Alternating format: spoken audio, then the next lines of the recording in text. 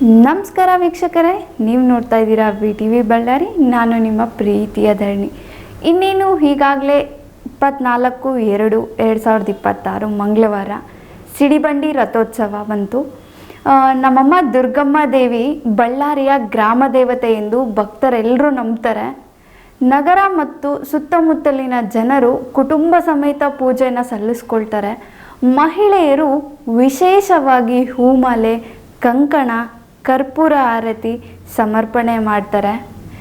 ಬಳ್ಳಾರಿಯ ದುರ್ಗಮ್ಮ ದೇವಸ್ಥಾನವು ಅನೇಕ ಶತಮಾನಗಳ ಹಳೆಯದು ಎಂದು ಸ್ಥಳೀಯರು ನಂಬುತ್ತಾರೆ.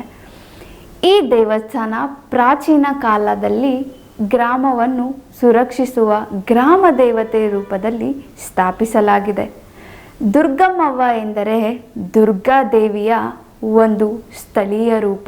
ಹಿಂದಿನ ಕಾಲದಲ್ಲಿ ಗ್ರಾಮದಲ್ಲಿ ರೋಗ, ಬರ, ಅನಾಹುತಗಳು ಆಗದಂತೆ ದೇವಿಯನ್ನು ಆರಾಧಿಸುತ್ತಿದ್ದರು. ದೇವಿಯನ್ನು ಭಕ್ತಿ ಸ್ವರೂಪಿಣಿ ಎಂದು ಭಕ್ತರು ಪೂಜಿಸುತ್ತಾರೆ. ದುರ್ಗಮ್ಮ ದೇವಿಯನ್ನು ಯುದ್ಧದ ದೇವಿ ಮತ್ತು ರಕ್ಷಣಾ ದೇವತೆ ಎಂದು ಪೂಜಿಸಲಾಗುತ್ತದೆ. ಸ್ಥಳೀಯ ನಾಯಕರು ಮತ್ತು ರಾಜರು ದೇವಸ್ಥಾನಕ್ಕೆ ದೇಣಿಗೆ ನೀಡುತ್ತಿದ್ದರು. ಈ ಸಿಡಿಬಂಡೆಯ ಮುಖ್ಯ ಉದ್ದೇಶ ಏನೆಂದರೆ ದೇವಿಗೆ ಧನ್ಯವಾದ ಸಲ್ಲಿಸುವುದು, ಗ್ರಾಮ ಮತ್ತು ನಗರಕ್ಕೆ ಶಾಂತಿ, ಸಮೃದ್ಧಿ ಬರಲೆಂದು ಪ್ರಾರ್ಥನೆ ಮಾಡುವುದು, ಜನರ ಹರಕೆಗಳನ್ನು ನೆರವೇರಿಸುವುದು. ಇನ್ನಷ್ಟು ಮಾಹಿತಿಗಾಗಿ ನೋಡ್ತಾ ಇರಿ VTV ಬಳ್ಳಾರಿ.